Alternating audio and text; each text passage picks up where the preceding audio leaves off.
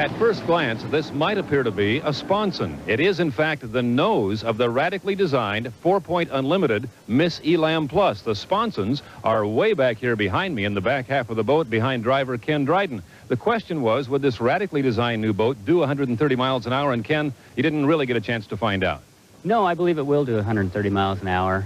We were out testing, and this is our first time on a race course, and we're finding a few weak links in the boat.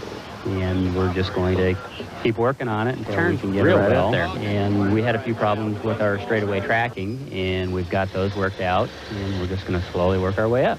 We'll see you in Seattle with longer bolts in the skid fin. River, and we're getting ready for Heat 2A on the Columbia Cup. This is the warm-up lap, and this should be interesting with the Miss Budweiser this time taking on the Miss T Plus, among others in the field. The Miss Excide's in there, and the Miss Tri-Cities with Scott Pierce, International News.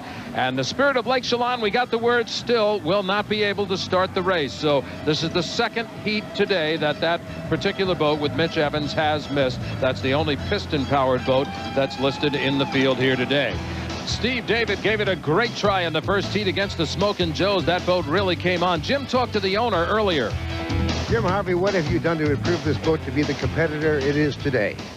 Well, Jim, the T Plus started out at the beginning of the season with a gear combination that wouldn't work with the fuel restrictor, and we've had to go in and modify that. That cannot be done overnight. These gears are not on the shelf ready for us to purchase. We have to design the ratio, and then they have to be built. It usually takes about 2-3 weeks. So the first two races, we were committed to what we had. When we got to Evansville and Madison, we knew we would run stronger, and that's when the improvement started.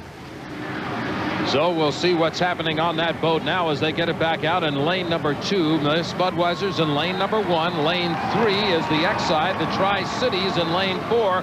Far to the outside, the white boat on the start is the International News, driven by Mike Jones. Watch the inside, but it's lane number 3 that comes charging forward. That's the Miss Exide, Mark Evans. Now you can see what the advantage was to the inside boat as the Budweiser evened it up. Look at that shot from inside the T Plus, really riding in third position as they come. He's got a boat on the inside and out. Now you can see where the Exide was in relation to the lead boat. Miss Budweiser powers on down the back stretch, but so does Mark Evans. Mark Evans doing a great job. Now in the middle of those two boats, just a hair back in the rooster tails, in between them is the Miss T Plus, Stephen David. Good drive, and there you can see that shot. Jim, what a shot from inside the cockpit. Looks like the T Plus is in a water tunnel as he busts through between the two boats. The Miss Budweiser to his left, to the right is the Exide and the Budweiser speed 153, Exide 149, and in between was the T Plus around 150 as we complete lap number 1. Boy, Chip Hanauer on this fast course has really got his work cut out for him as we go into lap number 2. The Miss Budweiser leading, but he's got to be aware that off to his right on his hip is the Miss T Plus, and then the Miss Exide is right alongside of him. So it is a battle. Miss Tri-Cities, Scott Pierce, now sitting back in 4th place. Whoa! His wing just flew off. There you can see the superstructure on the back just collapsing. The wing flew off while we were watching. That boat had a problem out there, and you know that's going to happen with new boats. You're learning about stress points and all sorts of things. Just the one wing support is up now at this point, and it now folds over to the center of the boat. But still he holds on. That will affect the handling of the boat. Hopefully he'll be able to keep it under control. Right now he looks like a multicolored skateboard, and he's not the only one that's lost the wing. Mike Jones in International News is also wingless. One that is winging its way home is the Miss Budweiser, intact, we might say. The Red Rocket about ready to take the second win of the day as he passes one of the pieces lying in the water. Chip Hanauer gets the checkered flag. That's his second heat win of the day. Heat 2A, second place for the second time today. The Miss T Plus, look at that boat. What a shot as it comes across the finish line. Back in 3rd place, it'll be the Miss Exide, then the Miss Tri-Cities. International News finishing wingless, as did the Miss Tri-Cities in 5th, and the Lake Chelan did not start for the second time today. And to remind you, the word on the Lake Chelan is they burnt a piston in a brand new engine, so they probably won't be racing today. There you see the damage to the International News as Mike Jones brings that boat back into the dock. Miss Tri-Cities, well, they're already working on the damage. Let's go down to Steve Montgomery. You can run, you just won't have a rear wing. I'll have a rear wing, but I won't have the bra extension, which is what keeps it off its nose in the corner, so we're going to be hurt. Is it good to be back? Oh, I love it. I tell you, all my feelings and emotions are alive again, and we'll get this thing sorted out, and we'll be winning these races before long. We'll see just how they sort things out and how these races will go as we take it through the rest of the day in Tri-Cities, Washington. Stay with us as we have more from the Columbia Cup. Cribbin along with Steve Montgomery and Jim Hendrick as we look at the Tide boat with Nate Brown aboard going out on this fast course. Fast is the word of the day. It was fast at 2 miles. It's even faster at 2.5 miles. But with 2.5 miles, you've got to be attuned to the turns, and that's the topic of today's Eagle Snacks Performance Corner with Chip Hanauer. I think most people understand that boat goes fast. It has a lot of horsepower. It's light. It has a lot of air under it, so there's not much drag. But what makes it turn?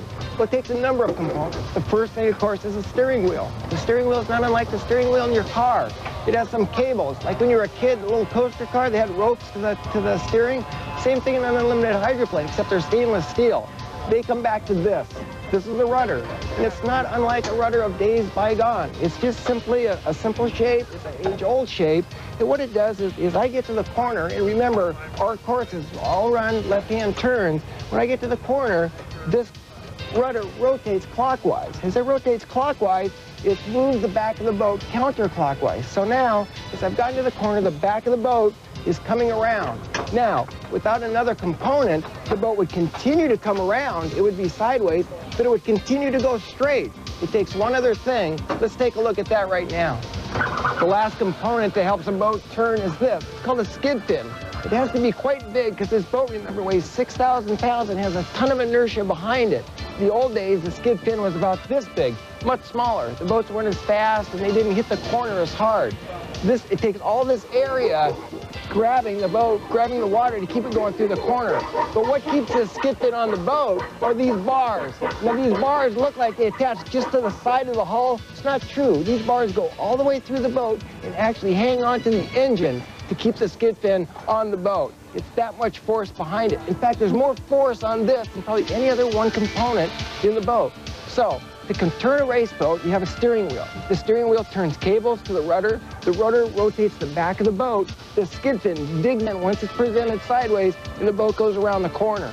If you have the proper balance of skid fin and rudder, the boat should be balanced and very easily to handle in the corner. If you get everything just right, the boat's balanced perfectly, hopefully it all adds up to a race. We're back on the race course now as we get ready for Heat 2B. Smokin' Joe's on the inside. American Dream, lane number 2. The Tide boat in lane 3. KISW Rock is in lane 4. And Peach Wicked Ale is in lane 5 as they come down for the start. We want to point out, incidentally, Smokin' Joe's has yet to draw the Miss Budweiser today. There's Smokin' Joe on the inside, the yellow boat. The blue boat on the outside is the American Dream. Dave Vilwalk, who challenged the Miss Budweiser earlier. Let's see what he does against the Smokin' Joe's. As they come off of corner number 2 and down the back chute for the first time, remember, all these preliminary heats, Dick, are just 3 laps. The final is a full 5. Preliminary laps are used to eliminate the field down to the fastest 6, and they go for the money here later on.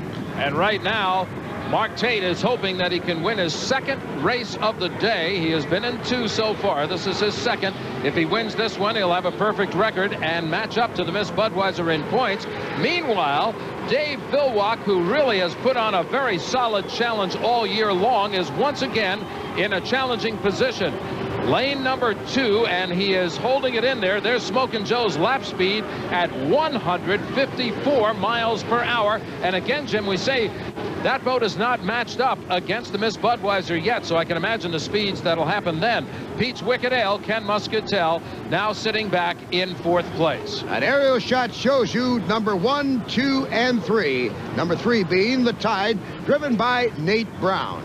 And this is just about the point on the river where he went over last year, and I imagine that was quite an educational experience. There you see your leaders, Smokin' Joe's, American Dream, and the Tide as Smokin' Joe's tries to make it perfect on the day so far. The checkered flag is out. Mark Tate will take the win in heat number 2B. Second place will go out to Dave Vilwalk, who's having another strong day in the American Dream. The Tide boat, a good run for Nate Brown, 3rd place. Pete's Wicked Ale will finish in 4th. And rounding out the field, finishing in 5th and staying very much in contention, is Jack Barry in the Miss KISW Rock. There you can see the points they get for finishing in their respective positions in Heat 2B. 5 boats start, all 5 finish as Mark Tate, the winner, comes off of his craft. We'll be talking to him when we come back. Columbia River and the Budweiser Columbia Cup. We are ready for our final 2 races before the championship battle this afternoon as the Miss Budweiser leaves the dock along with the American Dream. Let's go down and talk to our last winner, Mark Tate, in the pits. For Mark Tate, a little easier win than we thought it might be. The way Vilwalk had run Mr. Hanauer, we thought he might stay closer to you. Well, obviously, maybe the American Dream team put their best equipment in for that first heat, see how they could run with Budweiser. But, you know, everyone makes little changes throughout the day, and I think we changed our setup, too, so you don't know where the differences were. Everybody getting very loose in this first turn. Is that worrying you at all? Oh, no, you know, you drive within the boat, and, you know, the Camel Power Smoke and Joe boat underneath me, I got a real good piece of equipment right now, and we feel pretty confident going through the first turn. Steve Woomer, another 400 points. Yeah, we love it. Now we got to get a hold of Budweiser and gain a little on them. And speaking of the Budweiser, lane number 1 for Chip Hanauer, lane 2 for Dave Vilwalk, and so on with the Tide, Tri-Cities, Wicked Ale, and International News scheduled. Dick, the Budweiser and the Smoke and Joes have not met each other head-to-head. That's Hanauer and Tate, except in the final in any heat this year. That's right, and they so far both have perfect days going, and we'll see if the Miss Budweiser can keep a perfect day intact as we have taken the green flag and we're underway in Heat 3A. There's a shot from inside. This is what Chip Hanauer sees right ahead of him. Now remember, the Miss Tri-Cities had wing damage. She's not in this race. Let's go to the pit. Steve Montgomery has the owner of the boat. Tell us the strategy here.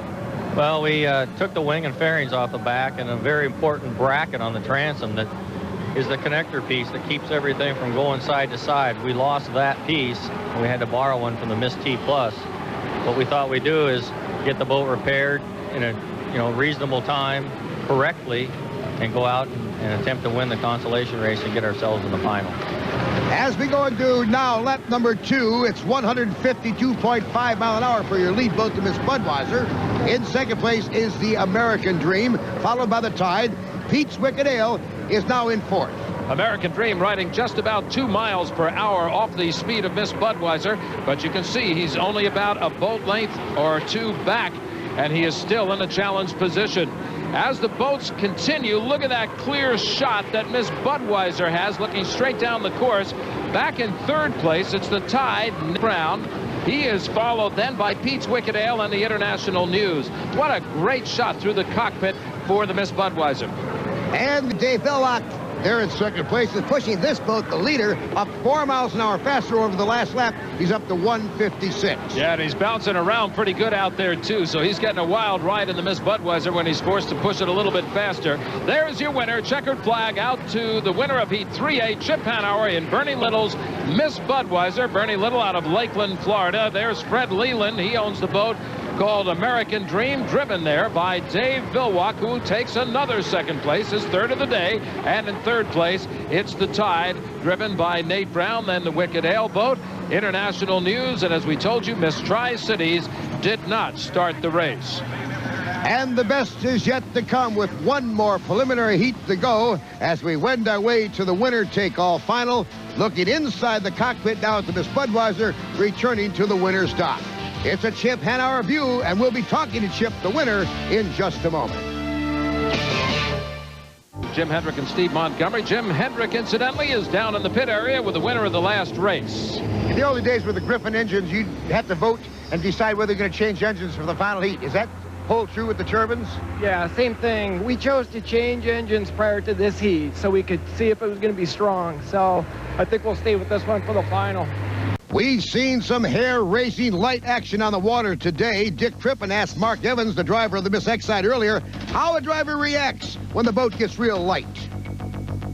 You cannot get off the throttle quick, because if you do, then you are on your head, because you lose your lift. You need that lift in the back to keep the whole boat level. And so you get off it just a touch to get some drag on the propeller to get the thing back on the water. And it's just minute second that you have to do this, and main thing is to stay on your front canard flaps to settle the boat down, and then when you hear the thumping again, you just back on it. But it's kind of like the rhythm of a drum. You know that you're not going to be hanging up there. You hope you're not going to be hanging up there too long, so you get right back on it.